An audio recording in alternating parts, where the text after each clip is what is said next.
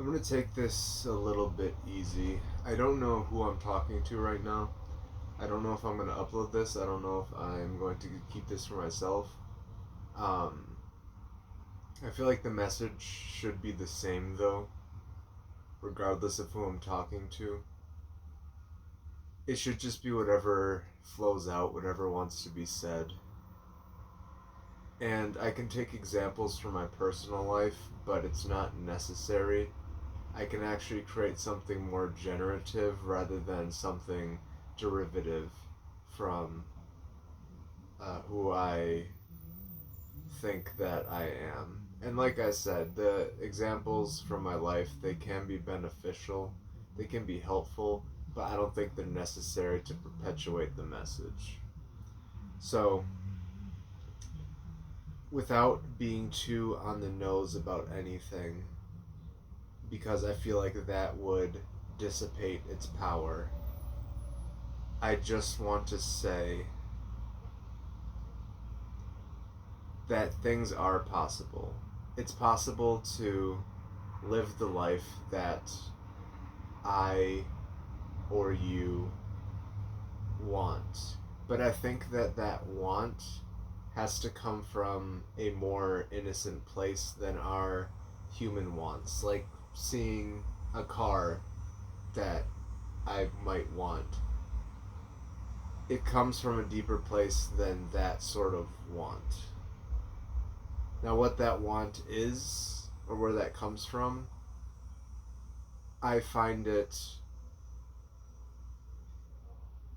tricky to determine what is a legitimate want and what is one that's made up in the mind. That being said, I don't think it's impossible. I think that many people do and can differentiate between them, so I therefore think that it's possible for everybody to. That's the thing. If it's possible for one person, if one human being with the full limitations of being human can do it, then so can all the other human beings with the full limitations of being human. And I don't think these are limitations in the sense of we need to break through them, we have to get rid of them. I just think that they're guidelines that, or it's a structure that a human being resides in. Human beings can't fly, we can't run faster than a certain speed. We can't we can't instantly just poof make something appear. So there are limitations to being human, but that doesn't mean that they're necessarily bad. I don't think that I don't think you could really call any of it bad or good for that matter. I think it just is. These limitations are just here, and it's our reaction to them. For instance, I could feel a limitation and rebel against it and be angry at it and wish it wasn't there, or I can accept the limitation is there and be creative and work around it. And I think that's key, the being creative part, because on one hand, it's a not a time suck, but like an energy suck, like a vampiric just energy suck of just giving up, of saying fuck it, just this thing is here, woe is me, playing the victim essentially. The other side is creative. It's from a place of power, from a place of knowing who you are, and from a place of sovereignty.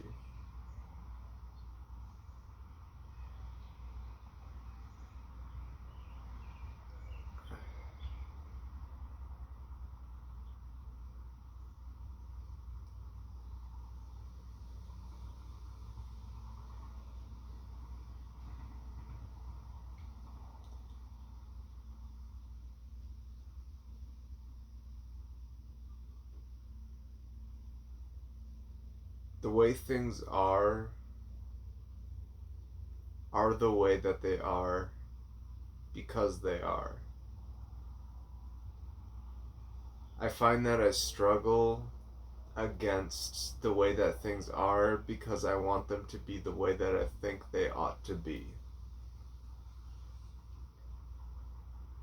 And I go back and forth on hearing we're the creators of our own reality, we impose our will, and our will is somewhat misguided, and we need a higher power's will to act upon. So it's just interesting that there's this dichotomy here.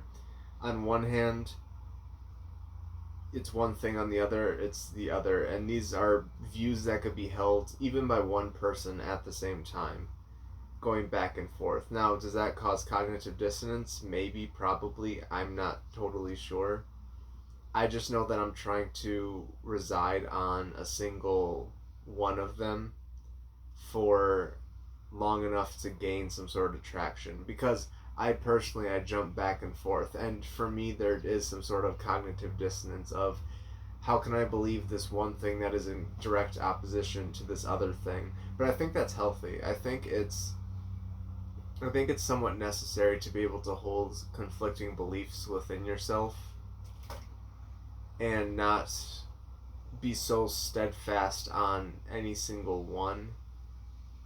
And there could be opportunities or situations that one is more needed over the other. That's the whole the thing that drew me to chaos magic in the beginning, was that you could pick up and drop beliefs like tools. Now, getting in and practicing that's a whole separate story. It turns out to be a little bit more difficult than just, okay, drop this and I'm gonna go pick this one up, I'm gonna add this one, and then in this day I'm gonna do this, and then tomorrow I'm gonna do that. Like, it takes more, it's more subtle, it takes more time,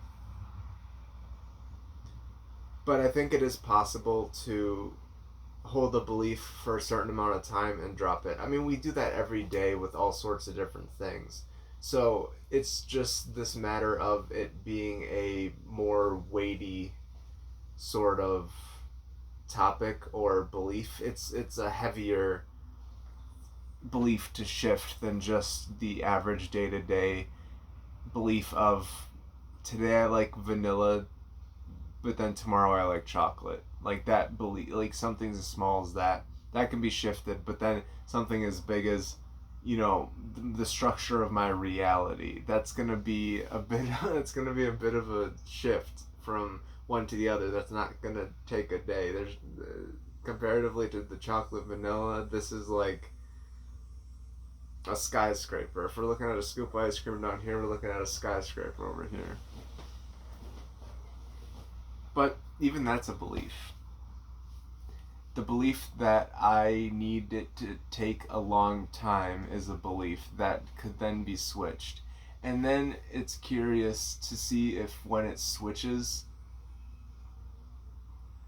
because that's the promise, quote unquote, so to speak, is that once you switch the reality or switch the belief, then reality will change accordingly. Because everything is from the perspective of the experience. What am I trying to say here?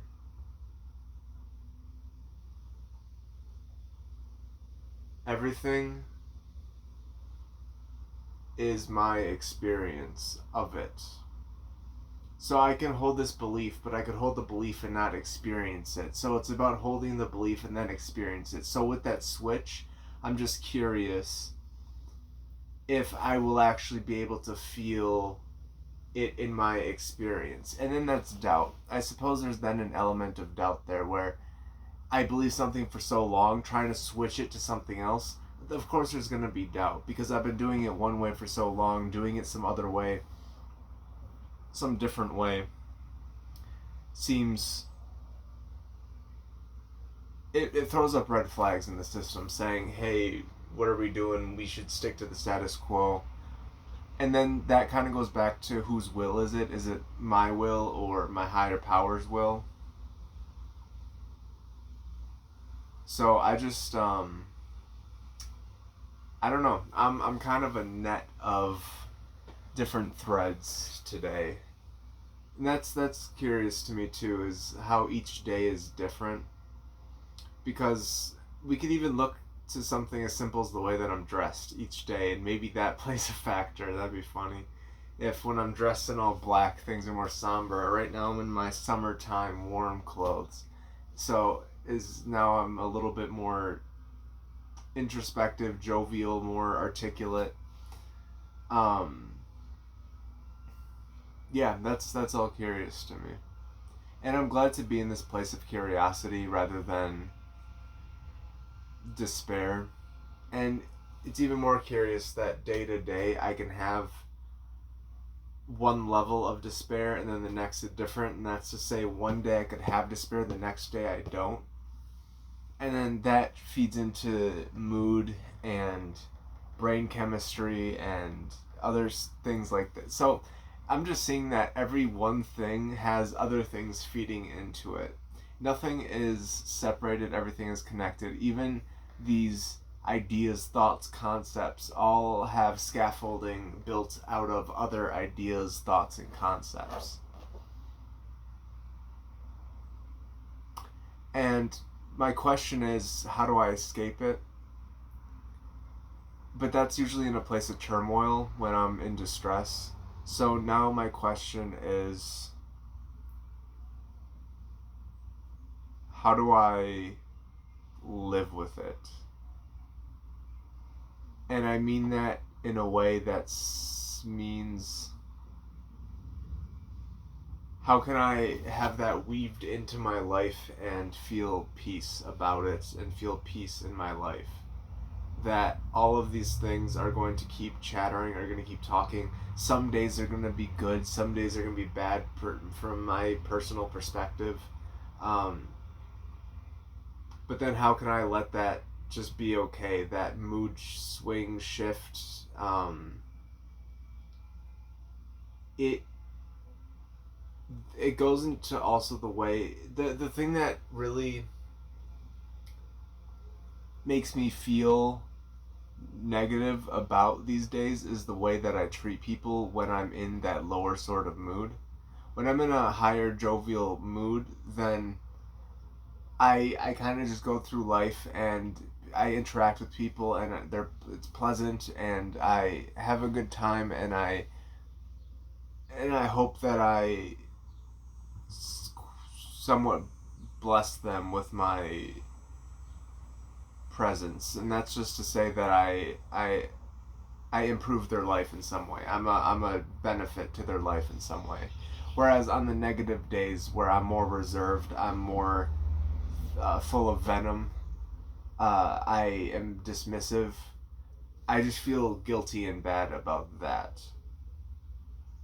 So it would be a matter, I think, of when I do feel that venom inside of me, try to transmute it into a nectar. And I think that's the work.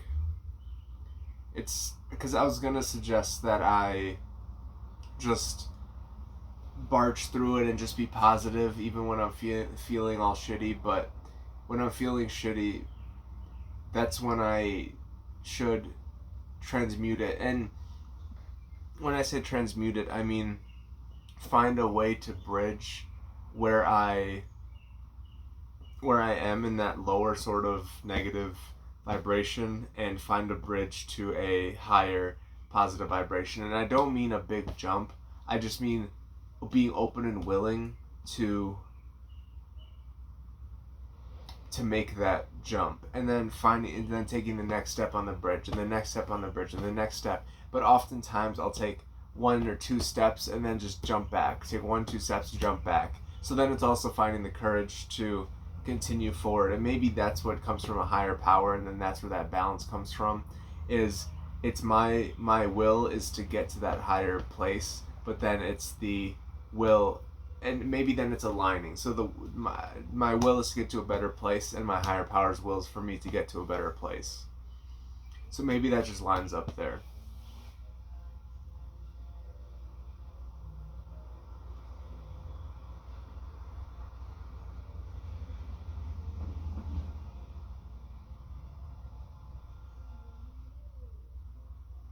Yeah. So, I don't know. I'm gonna sit here for a second and see if anything else comes up.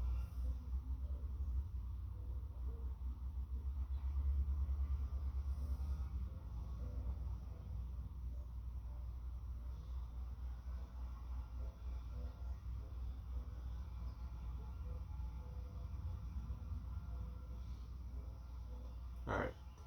Yeah, I think that's gonna be it for today.